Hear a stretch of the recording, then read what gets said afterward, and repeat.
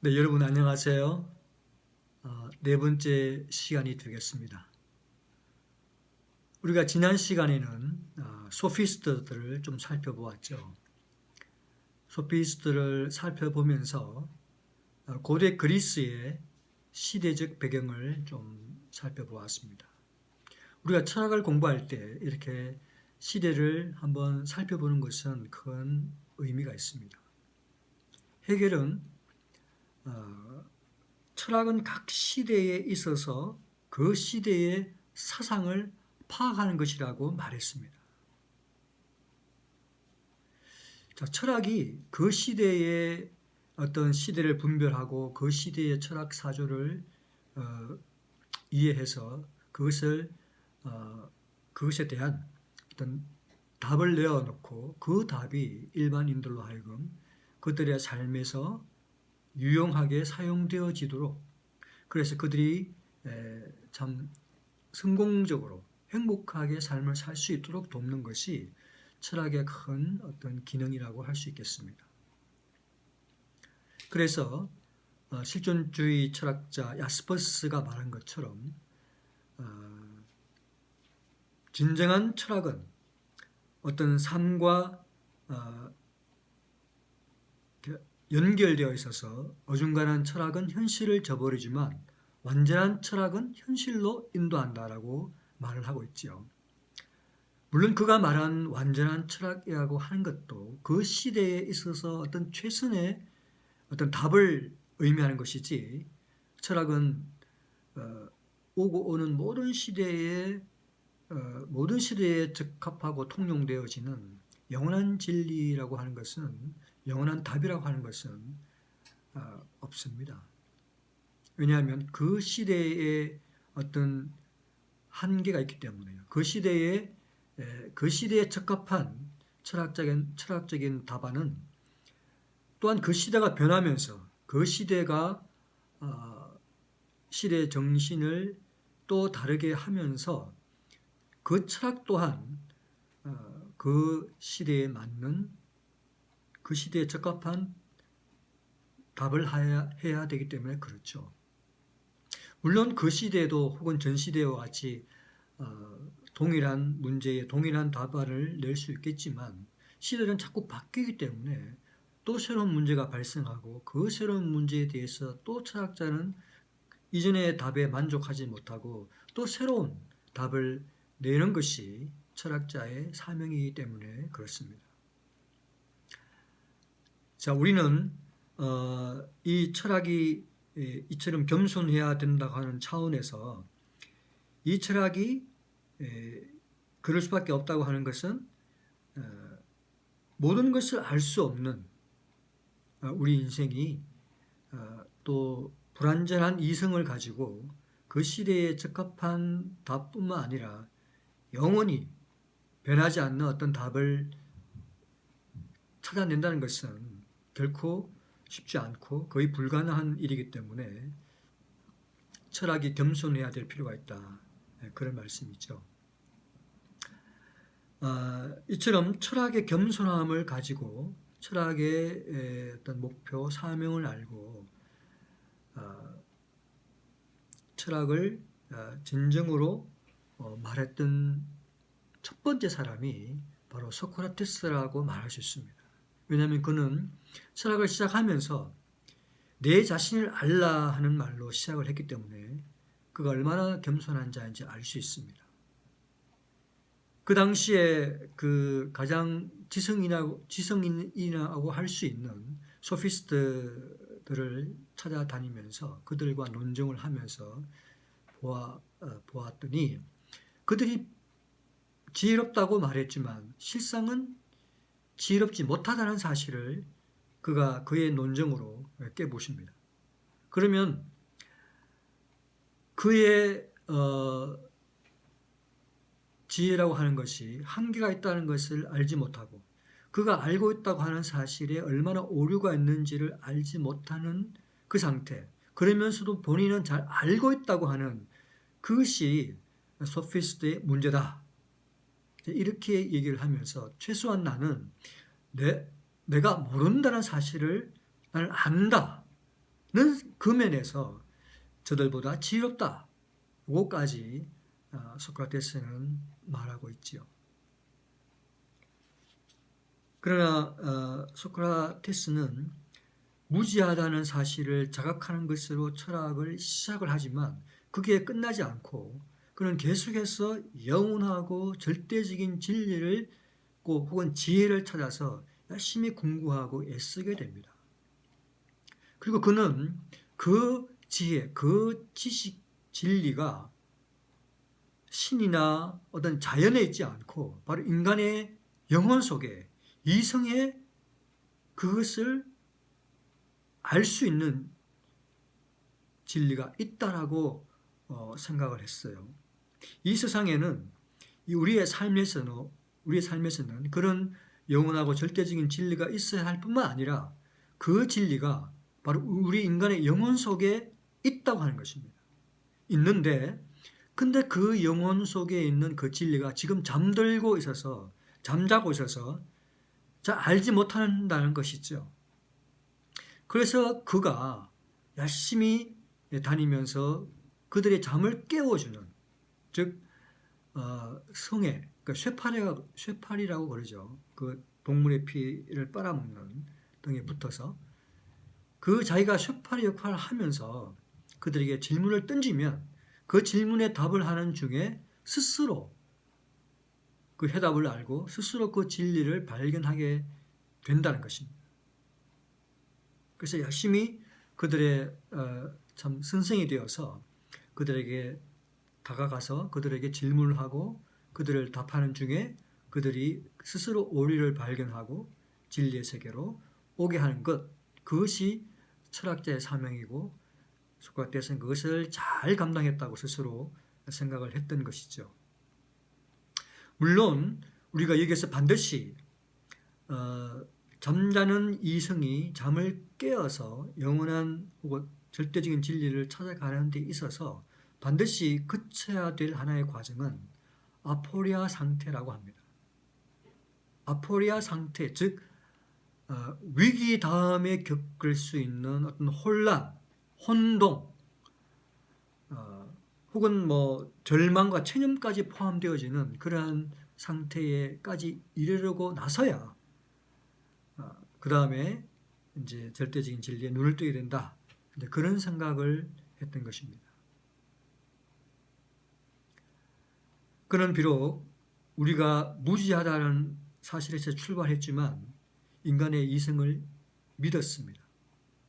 그래서 우리의 인간의 이성을 잘 개발하면 우리는 절대적인 진리를 발견할 수 있고 발견할 수 있을 뿐만 아니라 그 절대적인 진리에 따라서 그 윤리에 따라서 그 선에 따라서 선한 삶을 윤리적인 삶을 살 수 있다고 하는 또 실제로 그렇게 본인이 살아낸 그런 존재로서 아테네 시민들에게 보여주고 싶었고 또 그렇다는 것을 자기를 샘플로 삼아서 얘기를 했던 것입니다. 그래서 그는 마지막 사형 언도를 받고 죽을 때조차도 그 죽음 앞에서조차도 너무나 당당하고 전혀 비굴하게 타협하거나 그걸 도망가지 않고 그 진리를 아는 자로서 또 그 진리를 행하는 자로서의 당당한 모습을 끝까지 보이게 됩니다.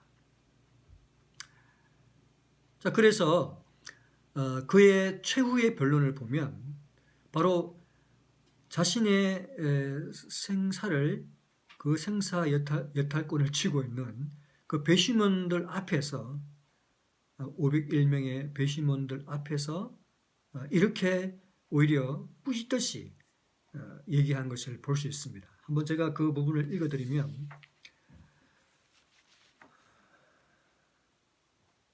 오 고매하신 아테네 시민 여러분, 여러분들은 아테네인들입니다. 당신의 도시는 가장 위대하며 지혜롭고 강력하기를 명성이 자자합니다. 그러하거늘 부와 명예와 명성을 되도록 많이 획득하고 또 그것을 얻으려고 안달하면서도 어찌해서 지혜와 진리와 당신의 영혼의 상태에 대해서는 그렇게 무지하고 관심이 없고 생각조차 하지 않는단 말이오. 부끄럽지도 않소. 이렇게 오히려 혼을 냅니다. 그러면서 이렇게 말하죠. 저는 지금 저 자신을 위해 변명하는 것이 아니라 지금의 저는 저 자신보다도 오히려 바로 여러분들을 위해서 변명하고 있는 것입니다. 나는 신이 이 나라에 붙여놓은 일종의 등에입니다. 이 나라는 크고 혈통이 좋은 군마와도 같습니다. 그러나 몸집이 크고 혈통이 좋다는 바로 그 이유 때문에 늘 행동이 둔하고 게을러서 따끔한 각성이 필요한 것입니다. 그리하여 저는 이 나라와 바로 여러분을 위해서 신이 나를 보냈고 저는 어디에서나 여러분들을 붙잡고 설득하고 충고하는 일을 해왔던 것입니다. 이것이 신께서 저에게 내린 사명이고 신께서 저에게 내린 이 사명, 이 봉사는 아테네의 어떤 축복보다도 더 큰 것이라고 할 수 있습니다. 그러므로 여러분은 지금 저를 소중히 여겨주시기를 바랍니다. 만일 지금 저를 죽인다면 그 어디에서도 나 같은 사람을 여러분은 찾아낼 수 없을 것입니다. 이렇게까지 얘기를 했던 것이죠. 그런 참으로 이렇게 죽음 앞에서도 당당했던 그러한 영혼이었고 사실 사형이 확정되고 나서요. 사형의 판결 후에 한 달 후에 사형은 집행됩니다. 그래서 얼마든지 마음을 먹었으면 탈옥할 수도 있는 상황이었죠. 실제로 그의 친구 크리톤이 이미 돈으로 다 간수들을 매수해서 도망칠 수 있도록 다 해놓은 다음에 소크라테스에게 와서 지금 나와 같이 탈옥하자고 간청을 해요. 그럴 때에 소크라테스는 이렇게 말합니다. 내가 평생 아테네의 법을 따랐고 그의 이의를 제기하지 않고 혜택을 입었으며 또 아테네를 위해 옳은 말을 해왔는데 내가 만일 탈옥한다면 내 가르침들이 빛이 바래고 사형 선고는 빛을 바르고 말 테이니 나는 사형 선고를 묵묵히 복종하고 그것을 달게 받겠네. 나는 후회하지 않겠네. 하고 그 독배를 마시게 됩니다. 자, 그 독배를 마시면서 마지막으로 죽어가는 장면은 우리가 참 우리에게 과연 소크라테스구나 하는 생각을 하게 되는데요. 그가 이제 독약을 마시고 그의 몸이 싸늘하게 이제 차가워져 갑니다. 이 팔다리부터 해서 몸이 식어져 가는데요. 마지막 이 심장에까지 차가워지면 그는 이제 영롱이 끝나겠죠. 바로 그 상황에 심장에까지 거의 차가워지는 그 순간에 그의 얼굴을 가리고 있었던 수건을 확 이렇게 벗어 던지면서 크리톤, 자네에게 할 말이 있네.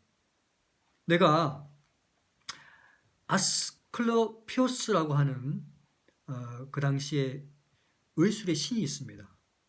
의술의 신에게 이제 보통 사람들이 아프면 찾아가서 닭 한 마리를 가지고 가서 이제 그 닭을 바치고 자기 병을 낫게 해달라고 비는 그런 아스클로피오스 신이 있었는데 그 신을 말하면서 내가 그 신에게 닭 한 마리를 빚졌네. 자네가 기억하고 그걸 대신 좀 갚아주게. 이렇게 말하고 그는 죽습니다. 죽어가는 그 순간의 말이죠. 그가 남긴 최후의 말이 닭 한 마리를 빚었으니 자네가 좀 갚아주게. 이러고 죽었다는 얘기죠. 과연 우리 인류의 스승이라고 할 수가 있겠습니다. 자, 우리는 그 소크라테스에게서 참 그 어떤 인간의 어떤 긍정성, 가능성을 보게 되죠. 실제로 그는 비록 무지에서 출발하지만 우리 인간에게는 그러한 신성, 다이몬이라고 하는 신성이 있고 그 신성을 우리가 잘 탐구하면 발견할 수 있고 그것으로 윤리적인 삶을 살 수 있다고 했기 때문에 우리는 그를 인본주의자라고 말할 수 있습니다. 즉 인간이 중심이 되는 세상, 즉 신과 자연에게 중시하지 않고 자연에게 어떤 그런 어떤 신성을 얘기하지 않고 바로 내 안에, 내 영혼에 그러한 신성이 있으며 그 신성을 잘 개발하면 우리가 누구든지 그렇게 윤리적인 삶을 살 수 있다고 하는 그러한 사상의 체계를 가지고 있는 분이죠. 자, 우리는 신학에서 이 부분을 조금 살펴볼 필요가 있습니다. 소크라테스의 이 그 인식론, 인간론에 대해서 자, 소크라테스는 적어도 인간의 이성이 무지하지만 그러나 인간의 이성이 잠을 깨고 나면 그 속에 신성이 있기 때문에 그 신성을 발견할 수 있다고 했을 때 우리는 이런 질문을 해볼 수 있습니다. 인간의 이성이 그 아포리아 상태를 지나면 절대적인 보편적인 진리를 알 수 있다고 했는데 어떻게 알 수 있나? 어떻게 알 수 있나? 시간적이고 유한한 존재인 인간의 영혼 안에 어떻게 영원하고 보편적인 진리가 존재할 수 있는가? 그 보편적인 진리를 어떻게 인식할 수 있나? 하는 것이죠. 그리고 소크라테스는 인식할 수 있다라고 말했을 뿐이지 인식한 그 절대적인 진리의 내용에 대해서는 얘기한 바가 없습니다. 그것에 대해서 신학이 즉 아구스티누스는 소크라테스와 같은 과정을 이렇게 겪게 됩니다. 뭐냐면 인간의 삶에 절대적인 진리가 있다. 만일 확실한 지식을 우리의 삶에서 알 수가 없다면 우리 인간의 실존과 같은 기본적인 진리조차도 알 수 없게 될 것이다. 진리는 본질상 사라질 수 없고 진리는 불변하며 영원하다. 그리고 그 진리를 알기 위해서 마치 소크라테스가 인간의 이성으로 탐구하면서 자기 안에 있는 그 이성을 통해서 진리를 발견하려고 했던 것처럼 아구스티누스도 자, 영원한 진리에 도달하려면 내면으로 들어가라라고 했습니다. 그리고 그는 자기 성찰을 통해서 마치 소크라테스가 아포리아 상태에 이르게 된다고 할 것처럼 그도 그런 상태에 이르게 됩니다. 그리고 그가 발견한 것은 내가 알고 있는 것이 온통 오류가 많다는 것이죠. 그리고 그는 절망하게 되죠. 어떤 영혼의 파상 상태까지 이르게 되는 그런 맛을 보게 됩니다. 자, 거기에서부터 소크라테스와 아구스티누스는 다른 모습을 보이게 됩니다. 즉, 그 상태, 그 영혼의 파상 상태에 이르는 그 상태에서 소크라테스는 이제 인간의 이성이 알 수 있다라고 말을 했는데 어떻게 알 수 있는지는 얘기하지 않지만 아구스티누스는 알 수 없기 때문에 오류투성이기 때문에 우리의 인간의 이성이 알 수 없는 인간의 실존이 알 수 없는 이 한계와 이 오류를 인정하고 신의 은총을 기대하게 됩니다. 신이 그 지혜의 빛을 비추어 주었을 때만 우리 인간의 이성이 그것을 알 수 있다고 하는 것입니다. 신의 빛이 조명할 때 조명이 신의 은혜로 주어졌을 때 그것을 믿음으로 받을 때에 우리 인간이 그 신의 조명을 받고 그 절대적인 진리를 알 수 있다라고 얘기를 합니다. 내 인간에 타락하고 변질되어진 오류가 많은 우리 인간의 이성이 스스로 알 수 있는 것이 아니라 바깥 외부 인간의 이성 바깥에 있는 신의 빛이, 신의 지혜가 우리에게 빛을 비추어 주었을 때 그 빛을 받고서야 우리 인간의 이성이 그 절대적인 진리를 발견할 수 있다 라고 말을 하고, 결국 최종 권위를 인간의 이성이 아니라 신적인 권위에 그 권위를 두게 되는 거죠. 우리는 이것을 신본주의라고 그럽니다. 소크라테스는 인본주의고, 소크라테스는 인간의 이성으로 절대적인 진리를 찾을 수 있다라고 얘기를 했고, 아우구스티누스는 오류에 빠진 인간은 알 수 없고 신의 빛을 받고 인간의 이성이 신을 알 수 있다, 이렇게 얘기를 하게 된다는 것이죠. 자, 그래서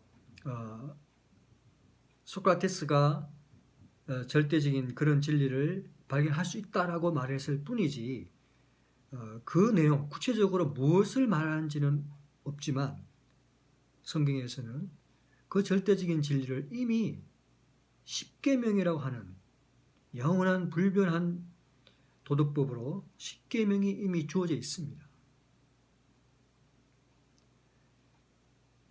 그 십계명을 영원한 도덕법으로 알고 그것을 믿고 신앙생활을 하는 것이 기독교인이고, 바로 아구스티누스는 그와 같은 신본주의에 입각한 철학을 계속하게 됩니다. 앞으로 이 인본주의와 신본주의의 철학은 시대를 맞물려 가면서 서양 사상사에 계속해서 나타나고 있습니다. 그것은 또 우리가 계속해서 추적해 볼 것입니다. 오늘은 여기까지 하도록 하겠습니다.